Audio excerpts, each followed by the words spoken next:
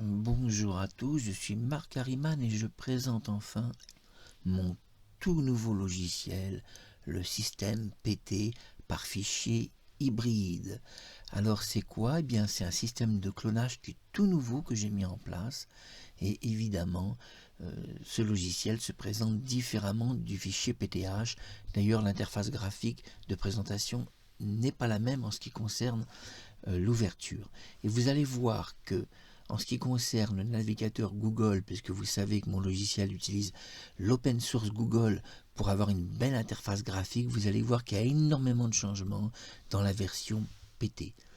Alors tout d'abord, quand on clique sur ServerRAM Direct Service, nous avons cette interface qui apparaît et vous voyez 53%. Et ici, en direct, la RAM se vide.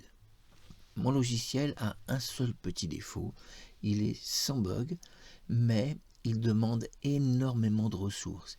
Il utilise 10 Go de RAM virtuelle, 10 Go. Pour que mon logiciel n'utilise pas les 10 Go, seul moyen, vider la RAM en temps réel, ce qui empêche mon logiciel d'arriver aux 10 Go. Si on n'utilise pas cette RAM de vidage en temps réel, le logiciel va réellement prendre 10 Go de RAM et un PC même très bon, même un Acer qui est très bon en carte Intel, va bugger sur l'explorateur. Donc la seule solution quand ça arrive, c'est de ne pas toucher à l'explorateur Windows, je l'ai déjà dit. C'est pour ça que mon logiciel se présente avec une interface hide qui va cacher votre système Windows. C'est surtout une énorme sécurité. Je me permets en manuel, vous voyez, de faire un petit clic manuel. Ce n'est pas une obligation parce que comme mon logiciel démarre au niveau de sa RAM, puisque le service RAM démarre en tout premier, donc par un clic, il démarre d'une façon automatisée et le mieux c'est de ne pas automatiser d'une façon manuelle. Parce que le système manuel peut d'une manière ou d'une autre ralentir le système. Un système automatisé est toujours meilleur. Il empêche des ralentissements puisque c'est automatisé. Tout ce qui se dit manuel va changer l'automatisme du système et risque donc non pas un bug mais un ralentissement. Alors mon logiciel, c'est Cloning Voice par Marc Harriman, système hybride V3. Le voici, le PTH V3, le système hybride. Alors vous allez me dire, ça sert à quoi? Eh bien, c'est le premier logiciel au monde qui permet de cloner une voix de n'importe quelle star. Ça, c'est pas nouveau, puisque mon logiciel PTH pouvait le faire.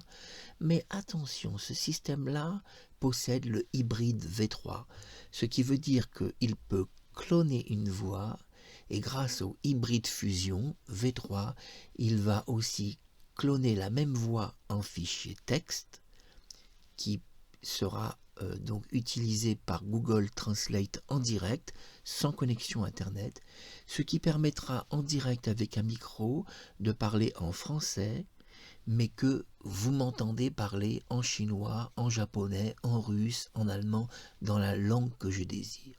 Ainsi, je peux parler dans toutes les langues du monde entier, simplement en coupant le système audio de sortie. C'est-à-dire qu'en audio de sortie, au lieu d'entendre ma voix en français, elle sera immédiatement en temps réel convertie dans une langue étrangère. Donc je vais parler devant ma caméra en français et vous aurez le sentiment que je vous parle en allemand. Et comme ma voix sera clonée, vous entendrez ma réelle voix vous parler en allemand, en chinois, en japonais, en coréen, en russe. Je peux vous parler dans toutes les langues. C'est le hybride V3, le monstre des logiciels, le meilleur logiciel du monde. Et je l'ai fait pour vous. Et il sera un jour public, mais pour le moment c'est un prototype et je le présente sur YouTube. D'ailleurs je présenterai dans quelques jours la voix de Sophie Marceau qui vous parle en russe, en allemand, pour vous prouver que tout ce que je vous dis c'est du réel.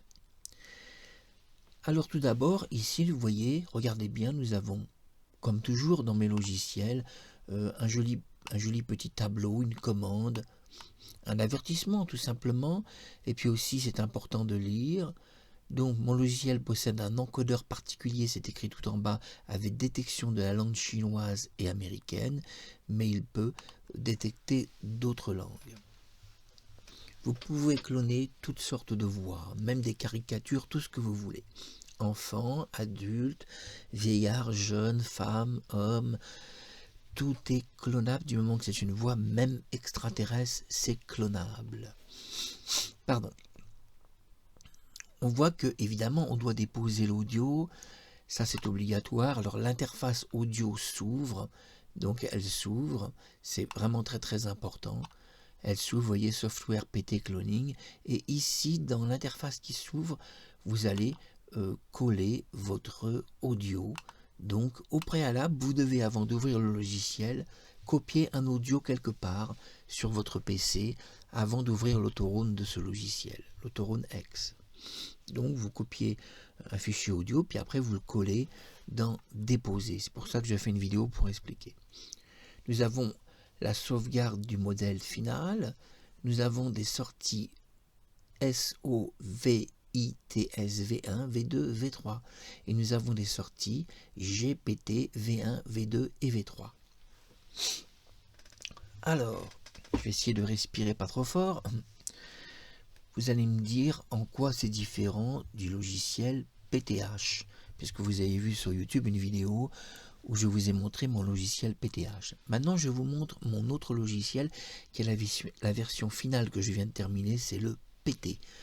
Donc, quelle est l'histoire, tout d'abord, du logiciel PT? Je vais d'abord l'envoyer. Nous allons appuyer sur Cloning Voice par PT V3 Mark Harriman System, et nous envoyons l'interface graphique.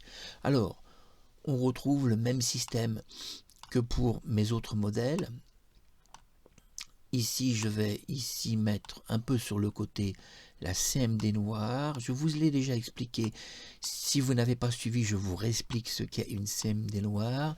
La CMD noire, c'est le système 32 bits direct de l'ordinateur, c'est-à-dire le système non virtualisé. C'est par là que passent les vraies commandes Windows du système d'exploitation, et toutes les autres commandes sont virtualisées. Seul le système 32 est non virtualisé, et mon logiciel propose donc la virtualisation, c'est-à-dire en co-virtualisation par système, c'est compliqué, virtuel, mélangé à l'intégration donc du système 32. Donc la CDM a disparu, c'est pas très grave car on ne va pas l'utiliser pour cette démonstration. Je vous montre comment se présente mon nouveau logiciel PT. Donc tout d'abord l'histoire. L'histoire du logiciel, vous voyez, a marqué documentation en chinois. Et oui, parce que mon logiciel a été prévu pour des Chinois. Mais c'est pas par hasard, je vais vous expliquer toute l'histoire de ce logiciel. Tout d'abord, on va lire comment se présente le logiciel. Ce logiciel open source, en anglais open source, donc licence Mark Harriman exclusive, ce logiciel est une monture capable de clonage de voix chinoises par analyse de la langue. Je précise qu'il peut aussi analyser des langues françaises, allemandes, américaines, mais attention, cette version PT possède un encodeur pour la Chine, pour cloner toutes les voix chinoises à la perfection, le super encodeur, qui n'existe que sur la version PT et n'existe pas en PTH, parce que le PTH ne peut pas intégrer un système hybride de fusion. Alors vous allez me dire, waouh, on peut cloner des voix chinoises, donc tous les artistes chinois, Loli, David Chiang, Tilung, Xi Jinping, Chow Yun-fat, tous ces artistes, Angela Mao, on peut réussir à cloner leur voix chinoise. La réponse est oui, et à la perfection absolue. Et avant de parler de tout ça, je dois vous expliquer certaines choses, mais on va continuer de lire ce qui est écrit dans l'interface de présentation. Donc il est écrit, vous voyez, monture capable du clonage de voix chinoises, regardez bien en haut, par analyse de la langue. La technologie V3 est la nouveauté de cette version. Une voix se clone en 1 minute d'audio Et oui, c'est la bonne nouvelle, mais en réalité, ce logiciel a été spécialement créé pour fabriquer un fichier PTH et PT, mais le fichier PT est ce qu'on appelle vraiment le modèle par défaut sublime et suprême. Le modèle est tellement suprême qu'avec 7 secondes d'audio, on peut cloner une voix parfaitement, ce qu'on ne pouvait pas faire en PTH.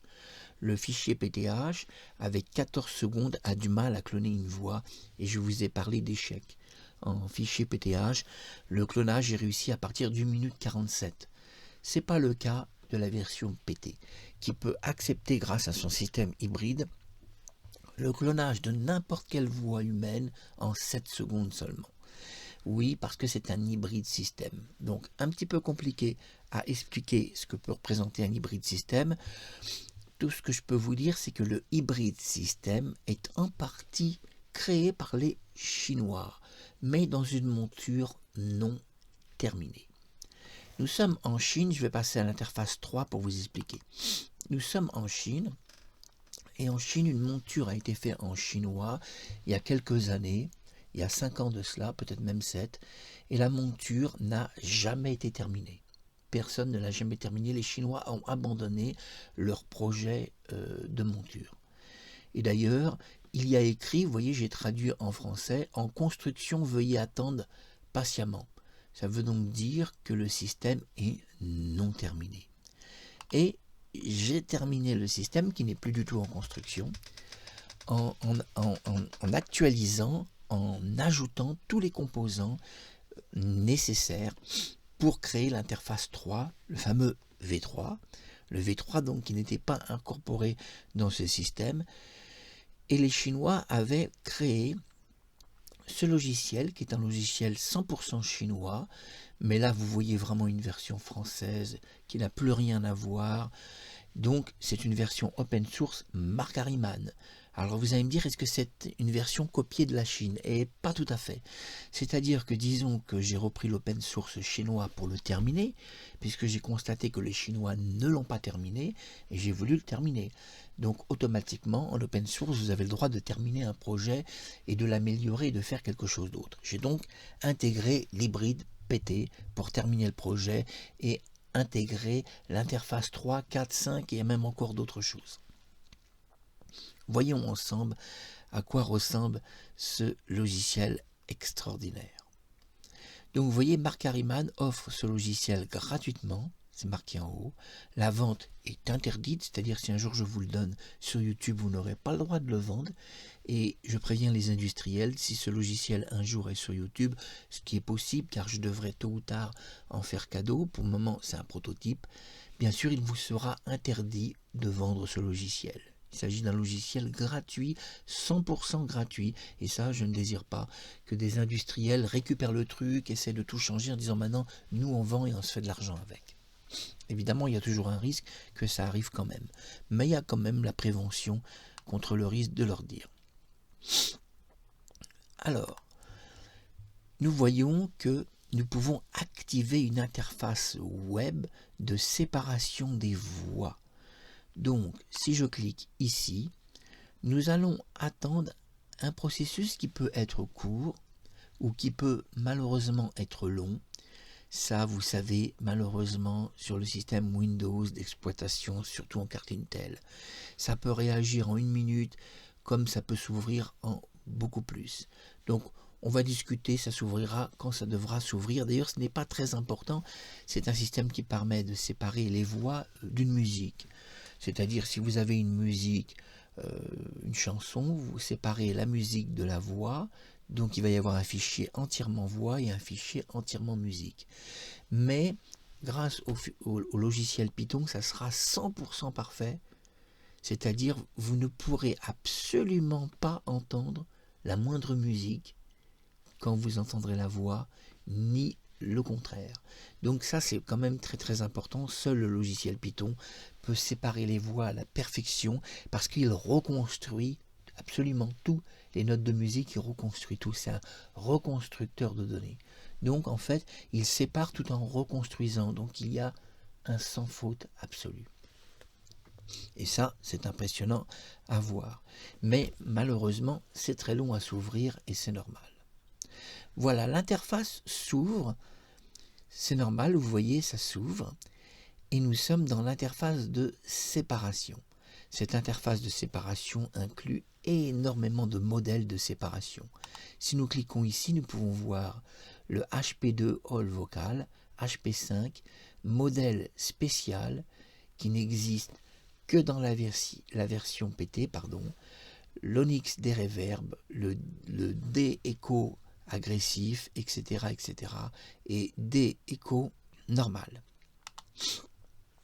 Donc nous voyons que nous pouvons choisir tout simplement un modèle. Vous voyez un exemple, je choisis un modèle HP2, All Voice, donc qui va entièrement séparer toutes les voix d'une chanson. Je peux choisir l'interface du format de sortie et je peux envoyer. Je peux aussi choisir de récupérer directement le fichier audio. Si vous avez oublié de mettre votre fichier audio dans le fichier de dépôt, vous pouvez ici avoir accès à votre ordinateur et heureusement aller chercher sur votre ordinateur d'un clic ce fichier audio et le déposer d'un clic. Mais on va oublier cette interface, on va la fermer et nous revenons donc sur l'interface de démarrage. Alors nous voyons beaucoup de choses. Il y a un chemin donc à indiquer. Donc on indique son chemin par un collet, bien sûr, et on indique la sortie du chemin par un collet. C'est la raison pour laquelle vous avez vu dans l'interface graphique qu'il y a plusieurs chemins dans l'interface graphique. Vous avez vu plusieurs dossiers. Ces dossiers servent à récupérer des chemins. Et ces chemins sont importants. Et dans une mesure ou l'autre, ces chemins, je vais les mettre dans un fichier texte pour noter tous les chemins, ça sera plus pratique. À partir d'un fichier texte, on pourra ouvrir un fichier texte puisque là, le logiciel est presque terminé. Et donc, on aura tous les chemins, on n'aura plus qu'à faire un copier-coller des chemins parce que le logiciel est très compliqué, il fait 11 gigas de données et les chemins sont très très longs. Les chemins, c'est quoi? Eh bien, c'est entre le dossier et la racine. Il y a 11 gigas de chemin. Donc il peut y avoir 50 fichiers entre le dossier visuel et la racine. Donc on est obligé d'indiquer un chemin par un copier-coller, sinon on ne pourrait même pas le faire manuellement. Ça serait très compliqué. Alors vous allez me dire, qu'est-ce que c'est que tous ces données? Eh bien on voit le seuil de volume, on voit toutes sortes de choses qui sont écrites, vous pouvez lire, vous savez lire. Nous voyons ici activer la segmentation vocale. Quand tous les chemins sont faits, nous faisons une segmentation vocale. Vous allez me dire, jusque-là, ça ressemble un petit peu au PTH. Au PTH, il y avait la séparation des voix sur l'interface 1, et puis il y avait la segmentation vocale, hein, vous vous souvenez, sur le PTH. Mais attention, nous sommes maintenant dans la version 3, hybride PT. Et là, le logiciel n'a plus rien à voir. Vous allez voir tout ce qui change. Et je descends l'interface graphique d'une façon manuelle. Et là, nous avons enfin accès à des nouvelles données. En PT hybride, on peut activer la réduction du bruit audio. Et ça, c'est très pratique. Vous savez que sur les fichiers PTH, il y a un souci.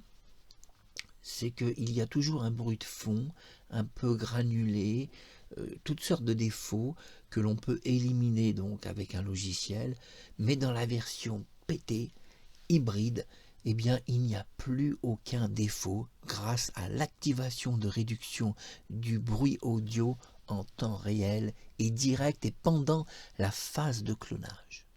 C'est-à-dire que c'est une réduction du bruit pendant la phase de clonage, qui fait que vous ne pouvez pas en avoir à la sortie.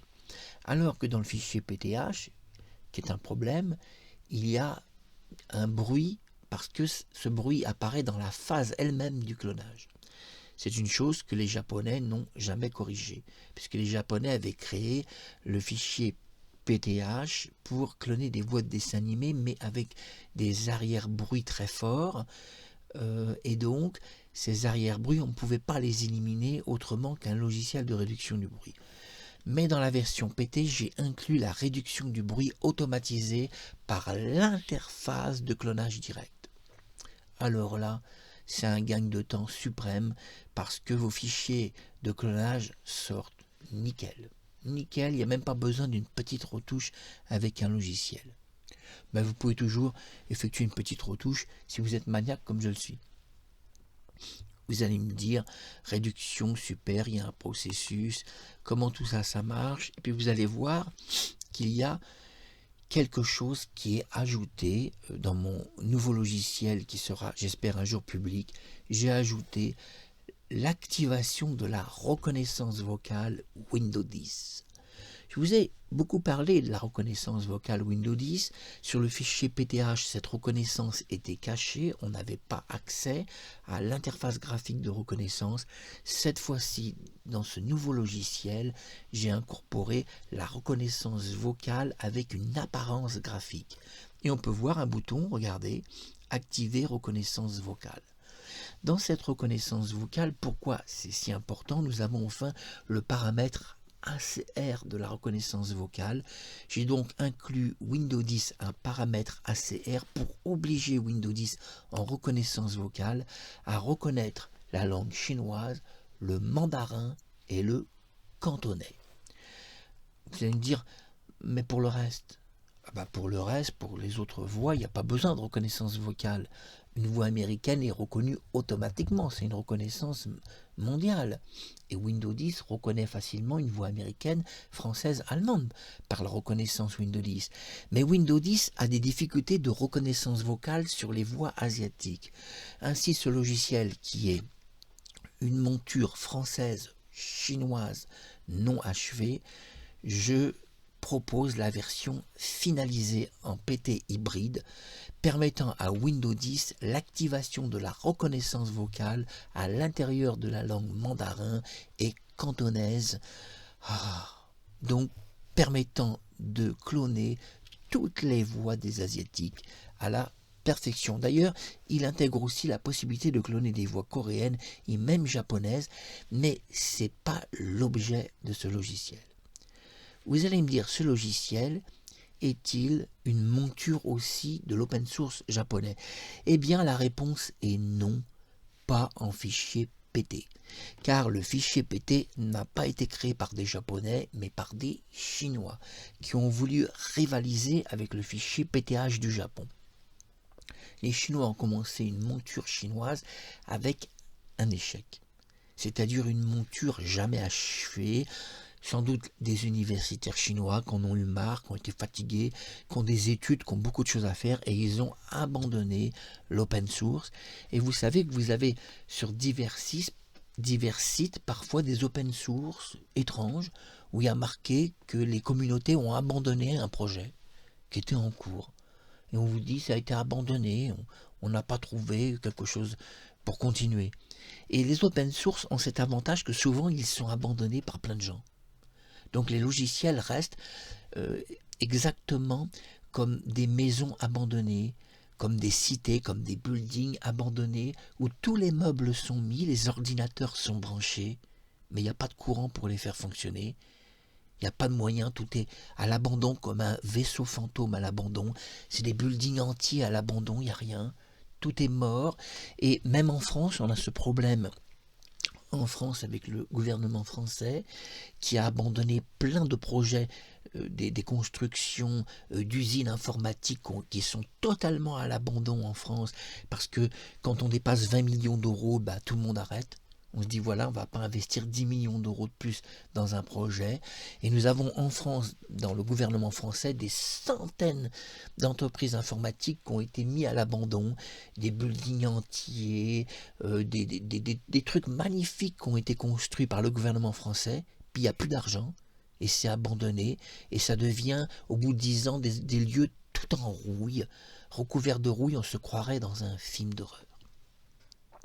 Je suis Marc Harriman et j'ai enfin achevé l'œuvre chinoise du fichier PT, proposant enfin l'hybride fusion V3. Mais alors c'est quoi l'hybride fusion V3, vous allez me dire? C'est le moyen en direct de parler avec toutes les langues grâce à une fusion de l'hybride V3. L'hybride V3, c'est une fusion entre deux fichiers PT. Le premier fichier PT permet de cloner une voix. Jusque-là, pas compliqué et c'est pas tellement différent d'un PTH. Sauf que le PT permet de cloner une voix en 14 secondes, à la perfection, et même en 7 secondes. Mais le fichier PT permet la fusion dans le V3 de l'hybride fusion qui va permettre à un autre fichier PT dit de texte qui va être connecté dans mon interface sur Google, puisqu'on est en open source Google. J'utilise l'open source, j'utilise ses graphiques, et j'utilise pas que ça. Dans l'hybride, j'utilise son translate, c'est-à-dire le moyen de traduire en direct grâce à des dictionnaires et sans connexion Internet. En direct, je peux tout traduire. Et c'est là qu'intervient l'hybride système que j'ai mis au point, le PT Hybrid Translate Direct Google. J'utilise donc l'interface Google pour transférer en direct donc la langue que je désire, même s'il y avait une langue extraterrestre, je pourrais le faire. Alors comment ça fonctionne? Deux fichiers PT sont créés, puis ils vont fusionner. Cette fusion va s'appeler l'hybride V3. Une fois que l'hybride V3 a fusionné, si je parle dans un micro, je vais parler avec ma voix qui va être clonée. Mais vous allez me dire pourquoi, Marc, tu vas cloner ta voix? Tu peux parler en direct avec ta voix. Et oui, mais je vais avoir un problème si je veux réaliser quelque chose d'extraordinaire avec l'hybride. C'est qu'il est mieux que je clone ma voix en réalité que je parle avec ma voix clonée. Pourquoi? Parce qu'en parlant avec ma voix clonée, l'hybride V3 va pouvoir utiliser la fusion du PT Translate Google, le Translate qui permet de traduire, vous savez, en texte une langue, chinois-anglais par exemple. Et donc, grâce à cette fusion, ma voix clonée pourra parler en chinois, en japonais, en coréen, en anglais, en portugais, en espagnol, en italien. Je peux parler dans toutes les langues en direct. Et pour cela, c'est simple, il suffit de supprimer l'audio de sortie pour que personne ne m'entende parler français. L'audio français est supprimé en sortie, la voix donc du fichier cloning PT va s'activer sur mon micro, donc ma voix réelle, mais qui est un clone, car j'ai besoin d'un clone pour réaliser ce miracle. Puis le fichier PT clone de ma voix va fusionner avec le fichier PT de Google de Translation, et là, je parle dans toutes les langues en direct. Je suis l'inventeur de l'hybride système PT qui me permet de parler dans toutes les langues en direct, et pourtant en parlant uniquement dans ma langue, en français. Voilà pourquoi l'hybride V3 est mon meilleur logiciel et que j'ai mis beaucoup de temps à le réaliser, mais c'est un logiciel aussi chinois et je dois remercier cet open source chinois qui m'a permis de le terminer. Puisque les Chinois ont abandonné. Sans doute avaient-ils pensé à un truc comme ça, et c'est pas sûr malgré tout. Ici, nous avons évidemment, vous voyez quelques interfaces chinoises, nous avons évidemment des choses. Alors ici, nous avons activé la reconnaissance vocale, activé la réduction du bruit, et plus bas, activé l'interface web d'annotation audio. Grâce à cette interface, je peux, vous voyez, il y a marqué danger. Alors pourquoi il y a marqué danger? Deux fichiers sont apparus en haut. Cela signifie que l'interface est en ouverture. Par rapport à mon ancien logiciel, mon ancien logiciel n'avait pas de fermeture de l'interface. On devait attendre la fin du traitement époche par époche. C'est pour ça que je disais mettez pas beaucoup d'époches, 10 ou 20. Mais là, mon interface PT est différente. Il y a enfin une fermeture manuelle de l'interface. Regardez ce qui est apparu. Fermer l'interface d'annotation audio. Vous allez me dire, c'est quoi l'annotation audio? Eh bien, c'est ce qui va me permettre, l'annotation audio, l'audio et l'annotation textuelle me permettent avec ma voix clonée de parler dans toutes les langues en parlant en une seule langue, ma langue, qui est le français. Pour cela, comme je l'explique, il suffit de supprimer le chemin audio en français de sortie et d'activer la notation audio entre fichier PT donc de Translate Google et le fichier de clonage de voix. Les deux sont fusionnés et en direct, je peux parler en russe alors que je n'ai jamais appris la langue russe. Je peux parler en chinois à la perfection car ce logiciel possède des secrets. Mais certains secrets viennent de Chine et je vous expliquerai ensuite. Je peux parler dans un chinois parfait sans jamais avoir appris un mot de chinois. Je peux parler dans un japonais parfait sans jamais avoir appris un seul mot de japonais. Et je peux parler aussi en direct en coréen parfait du nord ou du sud sans rien y connaître de la langue. Pour cela, je parle en français. Et le fichier de clonage PT et PT Fusion, donc hybride, vont immédiatement en direct me donner une voix du pays que je désire et nous allons croire réellement que je parle dans une langue allemande ou autre puisque ma voix est clonée et que vous entendrez ma réelle voix. Mais là, je suis obligé en hybride système d'utiliser un clonage de ma voix, sinon je ne pourrais pas parler dans toutes les langues. Si j'utilisais ma vraie voix avec mon micro sans clonage, je ne pourrais pas parler dans toutes les langues, ça serait impossible. Forcément, je devrais toutes les apprendre, les langues. Donc l'idée, c'est de cloner ma voix, bien qu'on peut cloner la voix de qui on veut, Sophie Marceau ou autre. Puis une fois que mon fichier PT de clonage Marc Harriman est créé avec ma voix, j'ai plus qu'à ordonner l'attaque de fusion entre le fichier PT et le fichier PT texte. Et je me retrouve, puisque mon logiciel peut en temps réel traduire 50 fois plus vite que la vitesse humaine. Vous allez me dire, je ne comprends pas. Si tu parles une phrase entière, le logiciel va prendre un retard dans la traduction. Eh bien non, c'est tout le contraire, il va prendre 50% d'avance. Et le secret, c'est le décalage temporel entre le moment où je parle et le moment où le logiciel Python capte la source de mon audio. Mon secret, c'est quoi? C'est le décalage temporel. Vous savez qu'Einstein a créé ce qu'on appelle, il a surtout mis en évidence que le temps est ou parallèle ou passe différemment. Avec le fichier PT, c'est le but.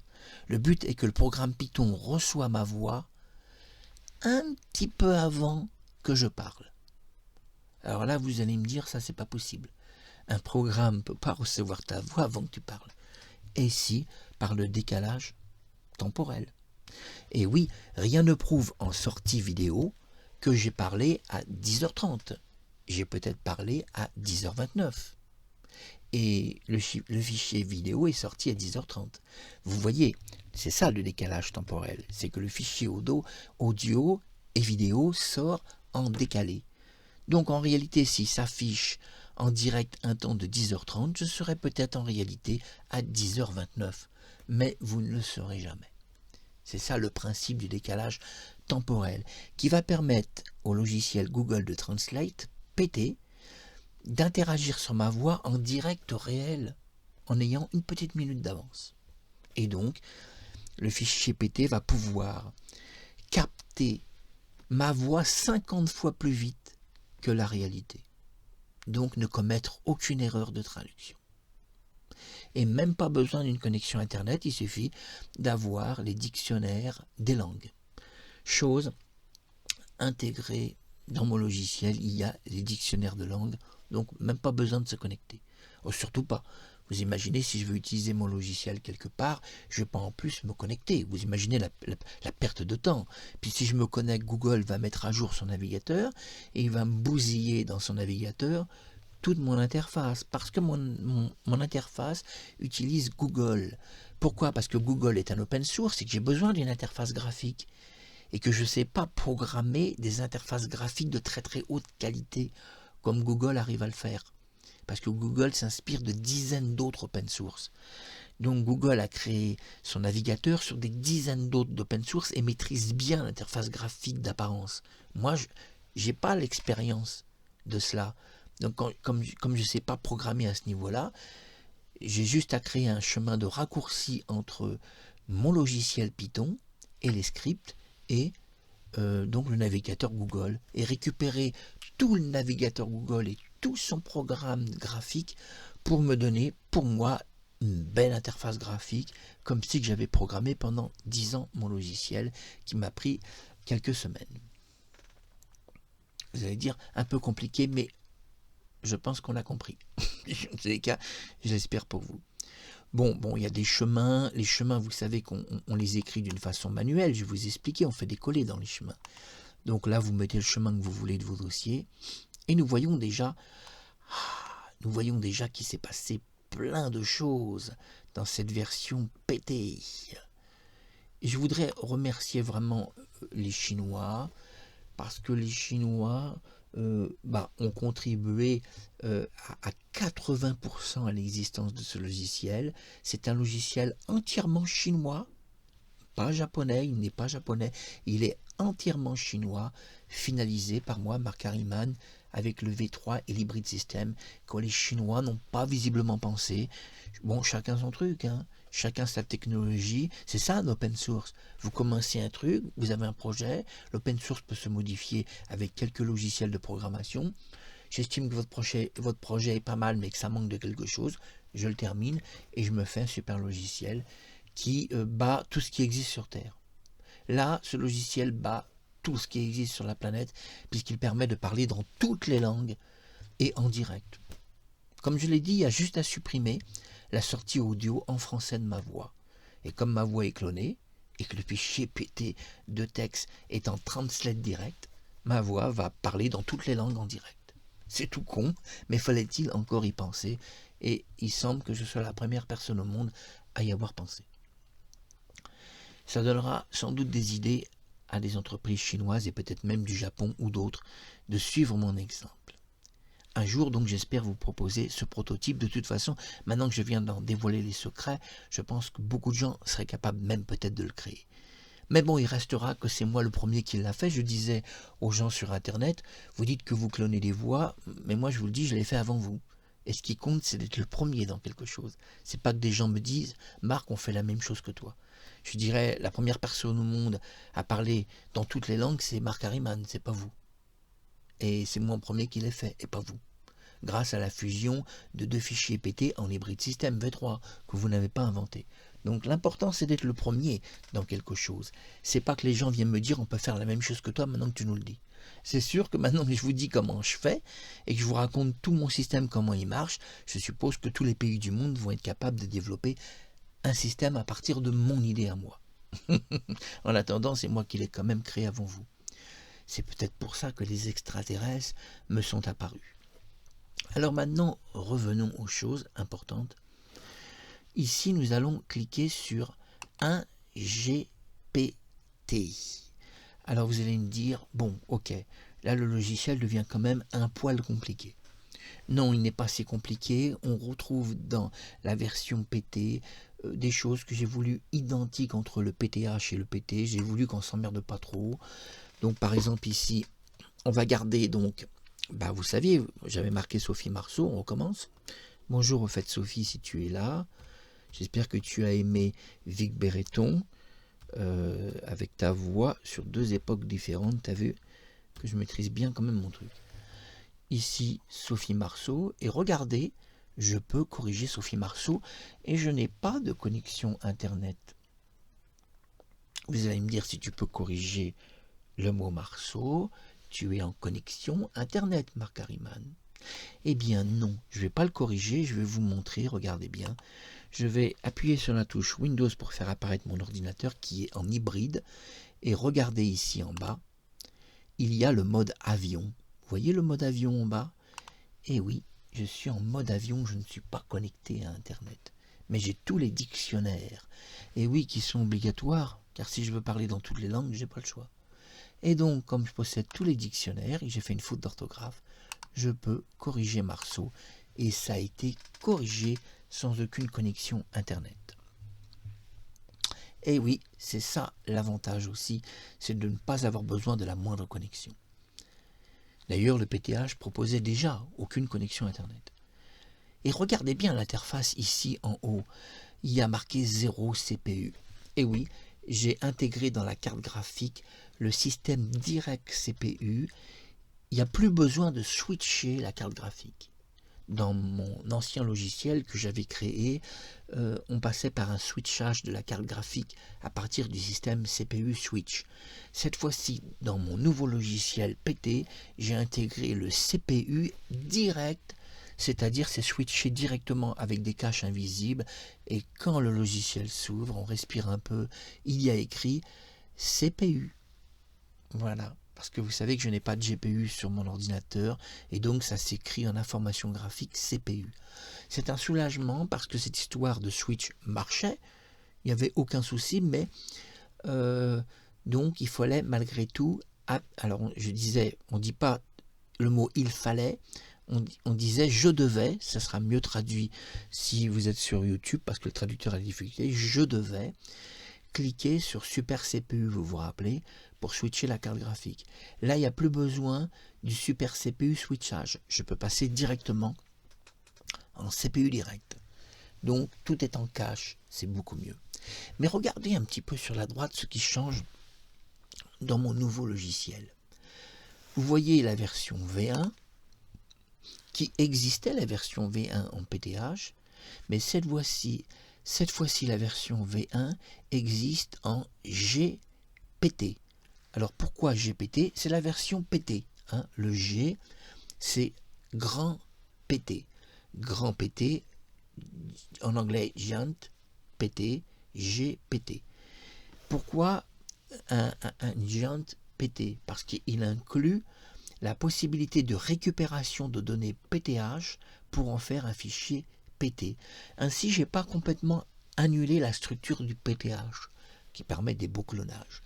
Mais j'ai créé ce qu'on appelle une fusion entre les deux, PTH et PT, pour récupérer tout ce qu'en PTH était valable et le transférer en fusion PT. Un peu compliqué, là je ne peux pas tout vous expliquer, c'est malgré tout un peu compliqué, mais en 2 mots, les chemins qui sont ici sont des chemins préprogrammés, c'est ça la bonne nouvelle, pas besoin de les indiquer soi-même. La seule chose à indiquer, c'est votre chemin audio ou votre chemin texte. Donc vous voyez ici, un peu plus bas, ici on va indiquer le chemin audio par un collet. Et ici nous pouvons indiquer le fichier d'annotation de texte. Et oui, vous voyez qu'il y a du texte. Mais vous allez me dire, il y a l'audio et le texte de l'autre. Comme je vous l'ai expliqué, nous sommes en PT hybride V3. L'audio est ici, ça pourrait être ma voix clonée. Et ici, ça va être le texte pour la transférer dans toutes les autres langues. Allemand, russe, portugais, etc. Chinois, etc. Mais regardez bien, dans mon logiciel est intégrée la version V2. Vous allez me dire, elle existait déjà en PTH. Oui, c'est vrai, elle existait déjà, mais vous voyez, le PTH apparaît, mais il apparaît quand même des données nouvelles. Le 2333K apparaît. Alors vous allez me dire, oh là là, c'est quoi le 2333K? Eh bien, jusqu'à présent, les fichiers audio étaient clonés en 40K ou 48K. 48K qui était un composé de 24 bits et de 32 bits, et le 40K un composé de 16 bits ou de MP3. Mais là, le fichier audio possède une énorme extension, et je peux monter cette extension dans toutes les technologies futures. C'est-à-dire que ce logiciel est capable de prévoir le futur. Vous allez me dire, alors là, on ne comprend plus rien. Oui, c'est un logiciel capable de prévoir un peu l'avenir à l'avance. Comme je vous ai dit, le temps est relatif, Einstein vous l'a très bien expliqué. Ainsi, mon logiciel va prévoir le futur avant même qu'il arrive. Là, vous me direz, Mark Harriman, comment ce logiciel peut prévoir le futur sans même l'avoir vu? Tout simplement en lui incluant une donnée de 2333K. C'est-à-dire que j'ai créé une extension audio maximum qui existera peut-être que dans 1000 ans sur Terre. Alors là, vous allez me dire, je ne comprends pas. Ce logiciel est créé pour fonctionner dans 1000 ans. Et oui, mon logiciel a été créé pour fonctionner 1000 ans après ma mort, grâce à une extension audio de 2333K. Grâce à cette super extension de 2333K, ce logiciel dans 1000 ans sera encore contractuel. Car il est pratiquement impossible que d'ici 1000 ans, la technologie humaine arrive à évoluer et arrive à créer un système en 2333K. C'est impossible, on est à ce jour qu'en 44K. Vous vous rendez compte, on est en 44K à ce jour. Et mon logiciel possède un 2333K. Donc, une technologie d'extension audio pour les 1000 ans à venir. Mon logiciel sera utilisable pour les 1000 ans dans le futur. C'est-à-dire, il est utilisable entre l'année 2025 et 3025. Donc, en 3025, si vous branchez mon logiciel, vous serez en mesure de cloner des voix avec des extensions de fichiers futuristes dont on n'a aucune connaissance à ce jour. Et vous allez me dire, mais comment tu peux savoir à l'avance les fichiers du futur si tu n'as pas la connaissance de cela? On ne peut pas le deviner tout de même. Vous allez me dire, Mark Harriman, comment on peut savoir en l'an 3000 les types de fichiers qu'on va utiliser? C'est logique, Marc, vous allez me dire, tu ne peux pas le savoir. Eh bien si, je peux le savoir, simplement par un mode de réflexion, et je vais vous expliquer comment je fonctionne dans ma tête. Entre l'année 1986 et l'année 2025, il s'est écoulé environ 40 ans, on va dire. 40 ans. Pendant ces 40 ans, comment a évolué le fichier audio? Entre l'année 1986 et 2025, comment en 40 ans a évolué la technologie audio? On découvre qu'elle a évolué d'une façon fort simple. Du 40K, on est passé en 2025 au 48K. C'est-à-dire que ça a évolué que de 8K d'extension audio. C'est comme ça qu'on doit se représenter les choses. Donc, pour être certain d'être aux normes de technologies futures dont je n'ai aucune connaissance à ce jour, il me suffit de créer une extension audio de 2333K. Vous allez me dire, et alors?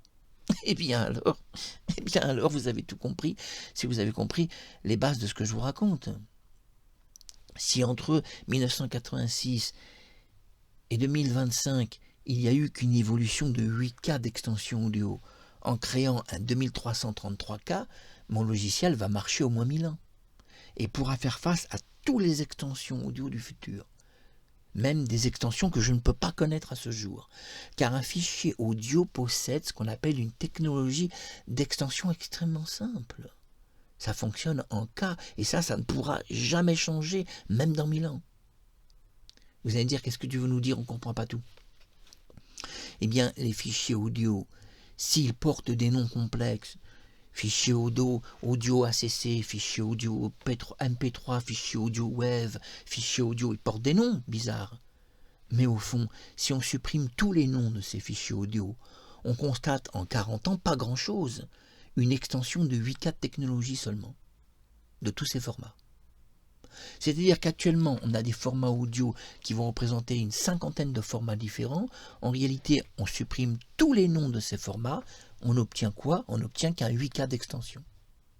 Et mon logiciel propose un 2333K d'extension. Ça veut dire qu'il est valable pour les 1000 ans futurs. Vous voyez tout de même que j'en ai dans ma tête, j'ai l'air un peu idiot, mais je ne suis pas si idiot que j'en ai l'air. Vous allez dire, mais Mark Harriman, on peut faire la même chose que toi. Je vous dirais, maintenant que je vous le dis, oui, vous en êtes peut-être capable. Maintenant que je vous le dis.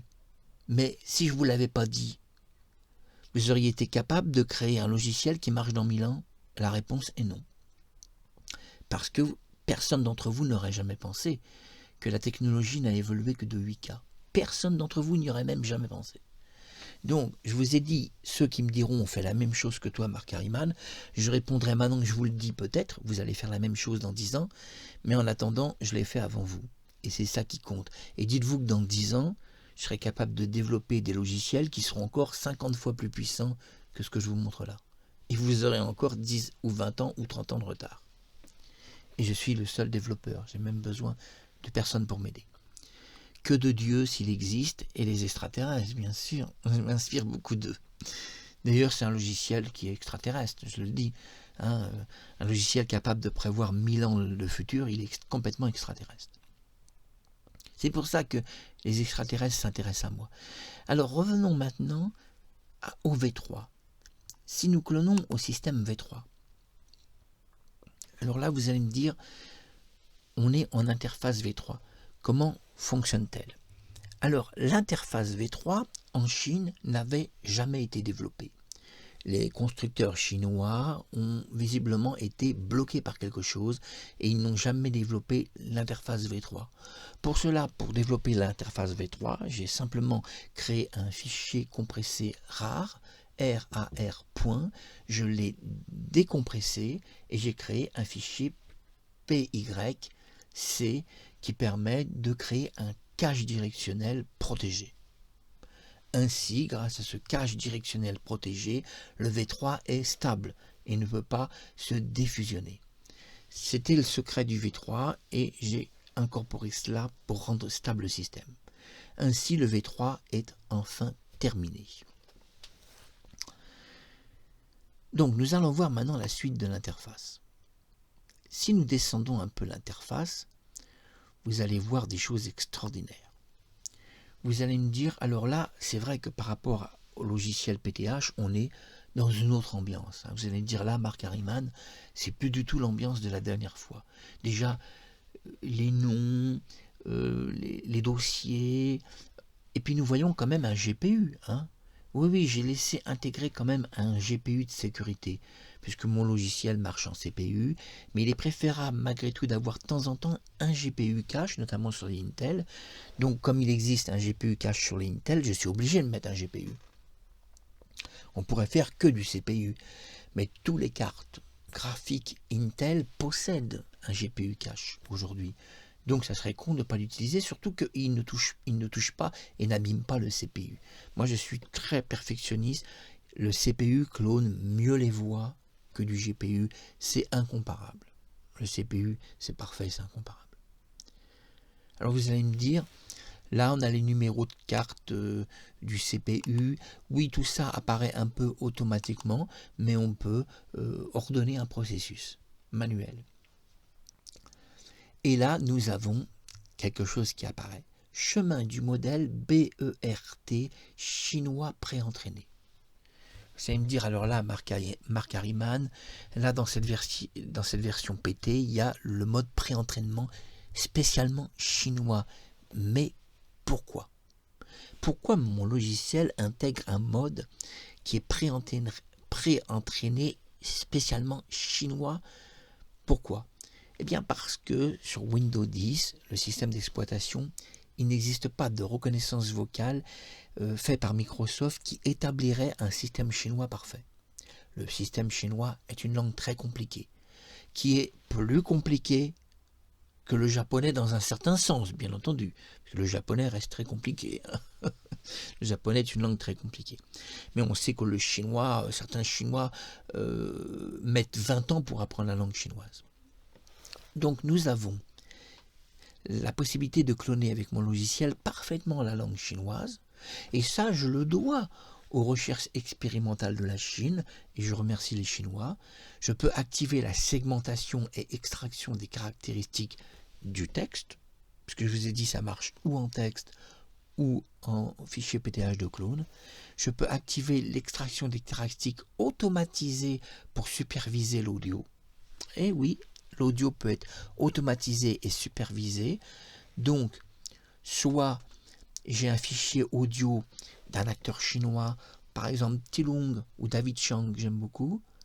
Donc Tilung, qui est un acteur chinois, je vais mettre sa voix 1 minute et je vais activer l'extraction des caractéristiques automatisées de sa voix par rapport à sa langue chinoise. Alors, attention, vous allez me dire, mais en PTH, on peut cloner des voix chinoises. Oui et non. Oui et non. Malheureusement, le PTH n'arrive pas à cloner totalement la voix chinoise. Il y a des défauts. Des défauts, et quand on veut parler en chinois, plein de défauts apparaissent avec le PTH. Le PT, c'est pas du tout pareil. Le PT est capable de cloner parfaitement la voix chinoise. Donc on active l'extraction audio pour Tilung, par exemple, qui est un chinois, ou alors si c'est un texte, on va activer l'extraction du texte. Par exemple, bonjour, comment allez-vous? Que faites-vous? Et tout sera transféré sur le clonage en chinois. Vous allez me dire, mais qu'est-ce que c'est qu'activer l'extraction de tokens sémantiques? Vous le savez, les langues chinoises, japonaises, les langues coréennes possèdent, c'est vrai, des sémantiques qu'on ne parle pas beaucoup, qu'on apprend uniquement quand vous faites de la langue. Et dans mon logiciel est intégrée enfin la possibilité avec le programme Python d'extraire non pas toute la voix de quelqu'un, puisque ça on peut l'extraire à partir de l'interface ici en audio qui est au-dessus, mais ici on peut extraire uniquement les caractéristiques, non pas de la voix parlée d'une personne, mais de sa façon sémantique de parler dans les tokens.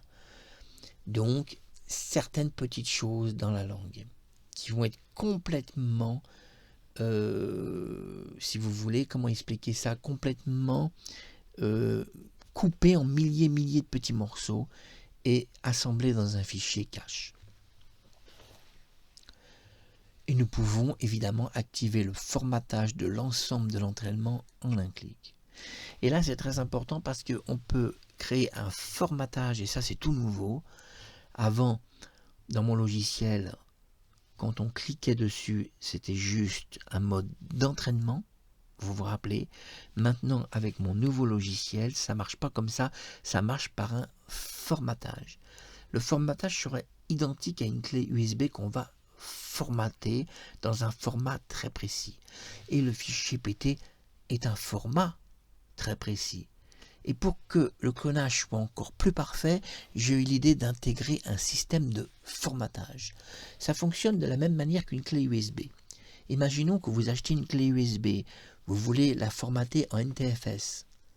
Si vous le faites, vous allez avoir un avantage de le faire. Alors je vous explique ça pour comprendre ce que c'est que le formatage. Vous allez dans un magasin, vous achetez une clé USB. Quand vous achetez la clé, par défaut, elle est en FAT32 pour toutes les clés. Certaines sont en EXFAT. Bon bref, le FAT32 est le modèle universel de la clé USB. Mais voilà, la clé USB en FAT32 possède pas mal de défauts. Si vous voulez copier par exemple un film en Blu-ray, on va vous indiquer que le fichier est trop grand pour la clé et que la copie est refusée.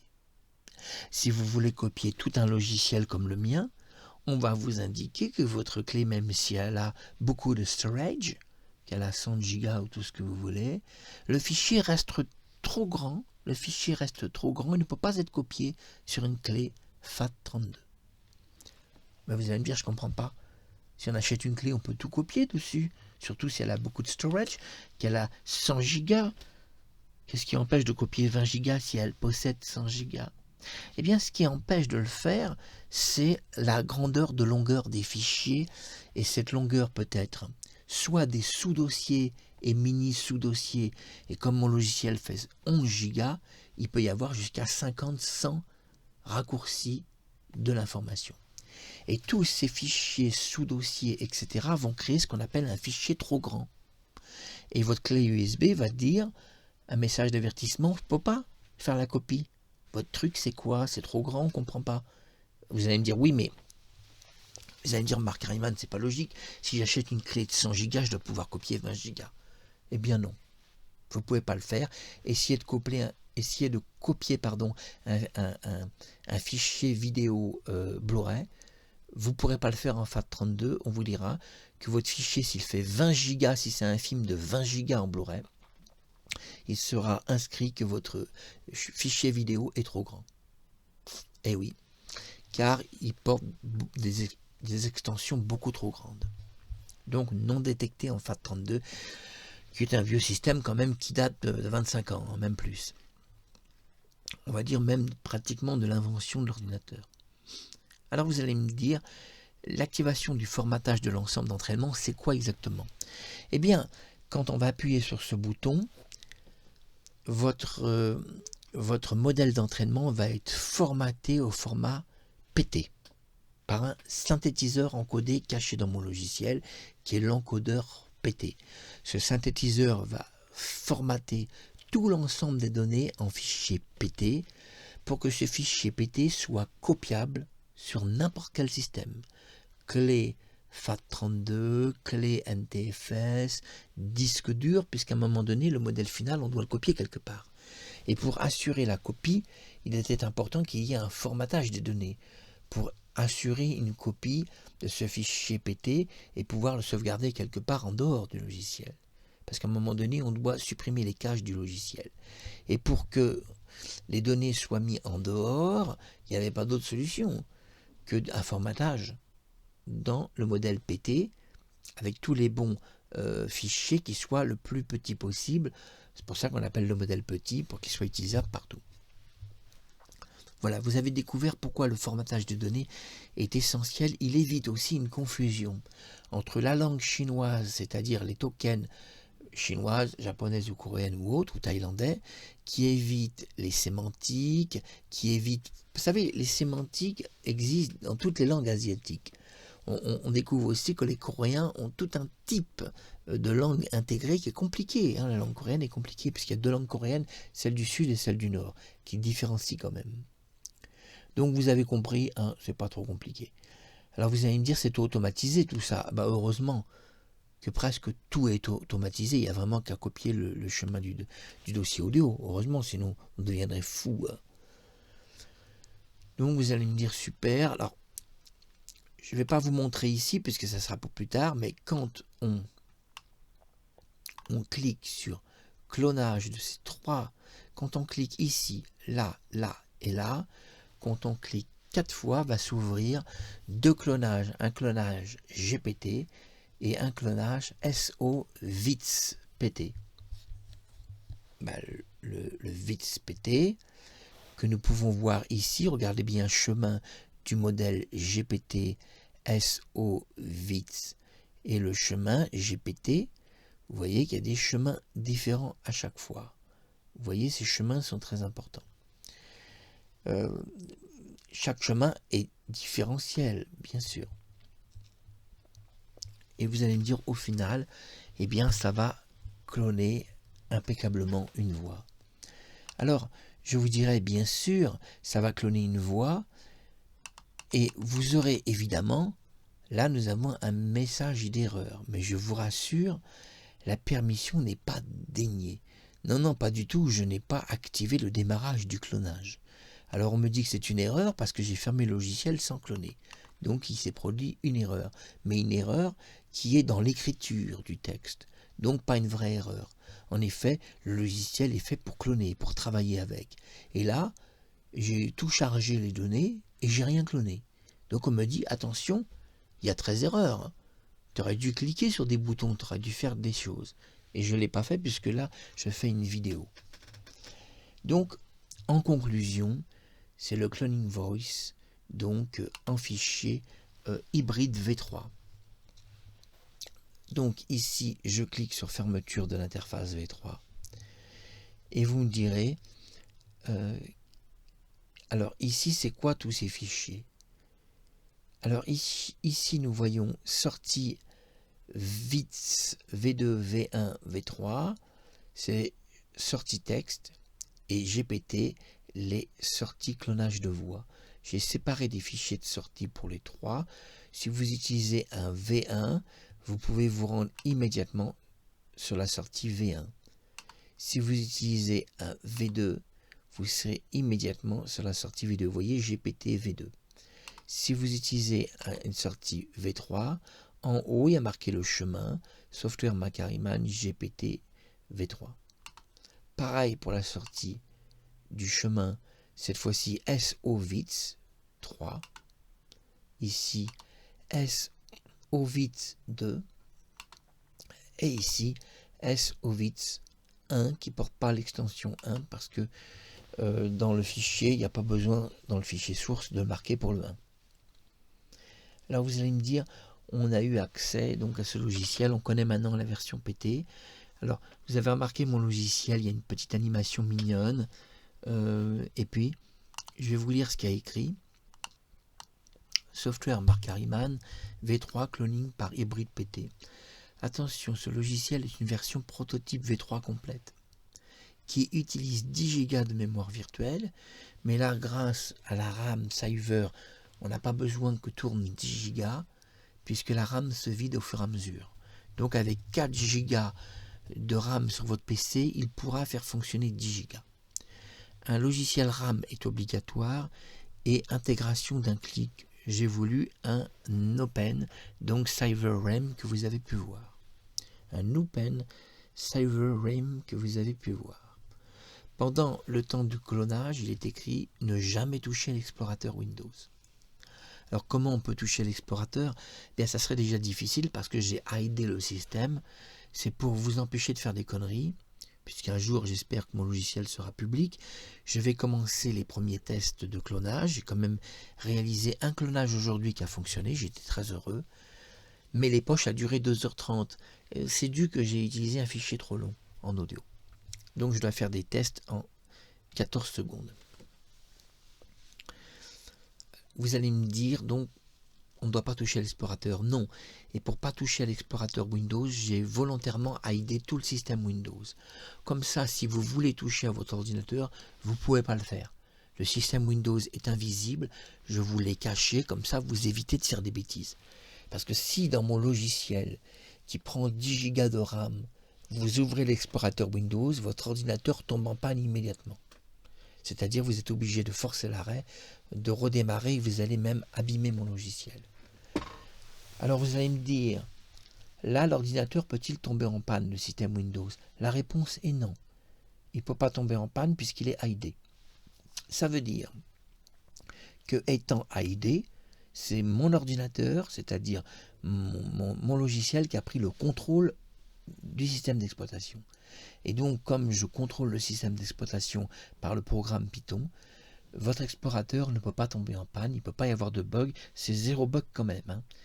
Mes logiciels ont 0 bug, mais ils ont 0 bug à condition que quand vous lancez le clonage, vous ne touchez plus à rien, même pas à mon logiciel. Et c'est encore plus valable sur la version PT. Une fois que le clonage est lancé, apparaît la première époche, vous ne touchez plus à rien. Et même une fois que vous avez appuyé sur le mot cloning, PT ou cloning PTH, dans mon autre logiciel, vous ne touchez plus à rien. J'espère vous offrir bientôt ce logiciel en version publique. Patientez. Pour le moment, c'est un prototype encore.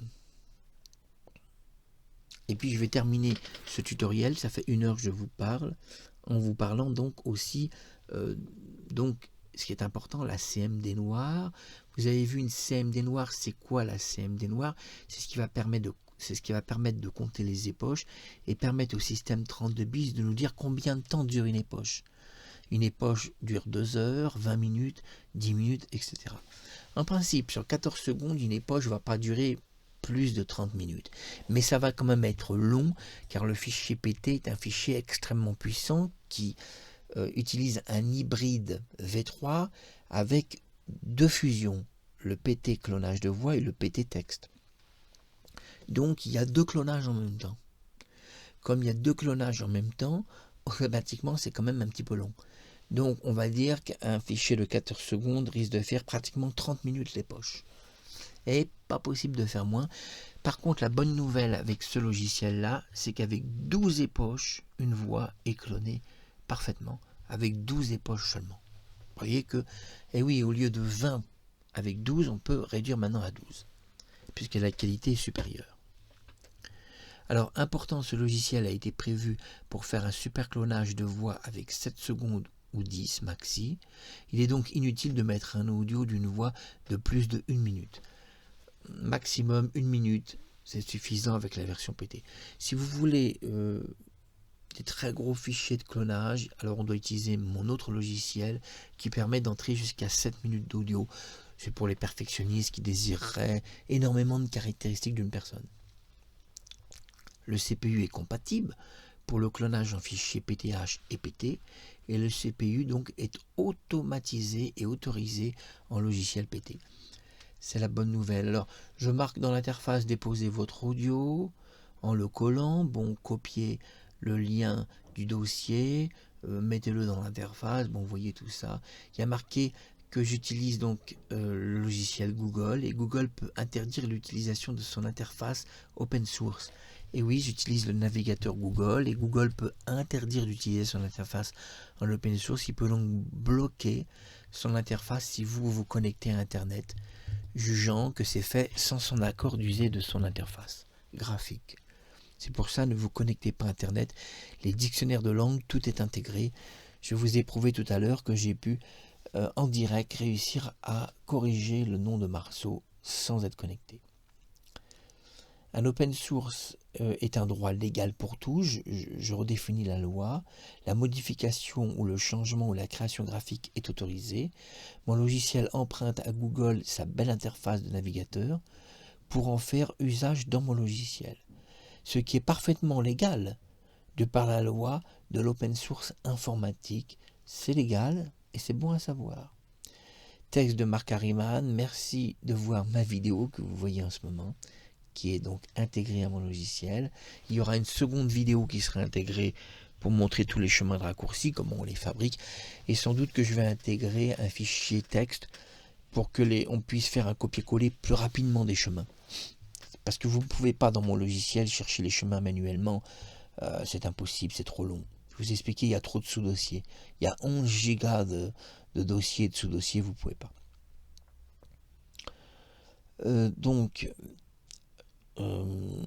Ce logiciel clone toutes sortes de voix, caricaturales ou réelles, adultes, enfants, femmes, hommes, ou de personnes âgées, même d'extraterrestres, je ne l'ai pas mentionné, mais on peut cloner la voix des extraterrestres, et même si un extraterrestre me donne par exemple un dictionnaire de sa langue, je peux parler avec lui en langue extraterrestre.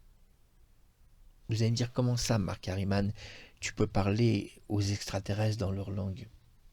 Et comment tu fais pour parler une langue que tu ne connais pas? Eh bien, on revient à ce que j'ai dit au début de mon tutoriel. Je peux, grâce au fichier PT, PT de clonage et PT texte, grâce au Translate Google, en temps réel, sur un décalage temporel, en temps réel, parler dans n'importe quelle langue, en supprimant le chemin audio de ma langue en sortie. Et grâce à ma voix clonée, vous parlez dans toutes les langues qui existent sur Terre. Donc si un extraterrestre a un dictionnaire de sa langue, que je peux traduire dans la langue française, je fais coïncider les deux dictionnaires, puisque le fichier PT est créé pour ça. Il sert à coïncider tous les dictionnaires ensemble, de toutes les langues. Tout à l'heure, vous avez bien vu que ces dictionnaires existent, puisque j'ai corrigé le nom de Marceau, et j'étais pas connecté. J'ai corrigé son nom en français, mais si j'avais un dictionnaire de langue extraterrestre, je pouvais corriger son nom en langue extraterrestre. Donc au final, si un extraterrestre me donne un dictionnaire de sa langue, et que j'arrive à le traduire dans ma langue, je peux, en supprimant le chemin audio de sortie, le chemin, si vous voulez, audible de l'audio, je peux parler par caméra interposée avec un extraterrestre, je peux parler dans sa langue à lui. Et il aura le sentiment, avec mon mouvement des lèvres, qui sera identique entre la sortie et l'entrée. Il dira, mais il parle dans ma langue, comment il fait, Marc Harriman, pour parler l'extraterrestre, il n'a jamais appris cette langue. Je peux donc parler en langue extraterrestre et communiquer en direct avec n'importe quel extraterrestre de n'importe quelle planète qui existe dans l'univers. J'ai juste besoin de son dictionnaire. Une fois que j'ai son dictionnaire, je peux parler avec lui dans la langue extraterrestre. Alors vous allez me dire, tu peux parler avec un petit gris dans sa langue. Mais alors, est-ce que tu ne l'as pas déjà fait finalement? Vous allez vous poser la question, puisque les extraterrestres s'intéressent à toi. C'est possible que j'ai déjà parlé à des extraterrestres dans leur langue. Ça, vous ne le saurez jamais. Si j'ai eu une communication secrète avec des extraterrestres et que j'ai réussi à m'exprimer dans leur langue. Ça, vous ne le saurez jamais. Mais du moins, ce que vous devez savoir, c'est qu'on peut parler dans toutes les langues qui existent, humaines ou extraterrestres, et même des langues des animaux. Mais là, ça demande des codages d'animaux. C'est-à-dire que je pourrais développer un V4, un hybride V4, qui fonctionnerait sur des codages audibles de chant des oiseaux, du chant de la baleine. Et puis, si on peut être certain qu'une baleine par un type de chant répond à une autre baleine, je serais capable, avec un hybride V4, de parler le chant de la baleine, ou de parler la langue du singe, ou de parler la langue du chien, on pourrait parler toutes les langues, même des animaux. On sait que les animaux communiquent, notamment beaucoup les goélands. Les goélands ont un véritable langage et les perroquets aussi. Les oiseaux parlent. Un perroquet parle votre langue. Un oiseau peut parler votre langue, même s'il a une petite tête. Vous avez remarqué qu'un perroquet a une petite tête, mais sa petite tête, elle est quand même beaucoup plus grande que vous l'imaginez, puisqu'un perroquet est capable de mémoriser une centaine de mots, hein, et peut pratiquement parler dans votre langue.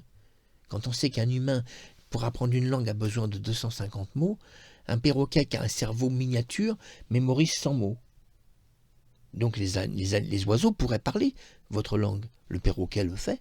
Il parle la langue des hommes.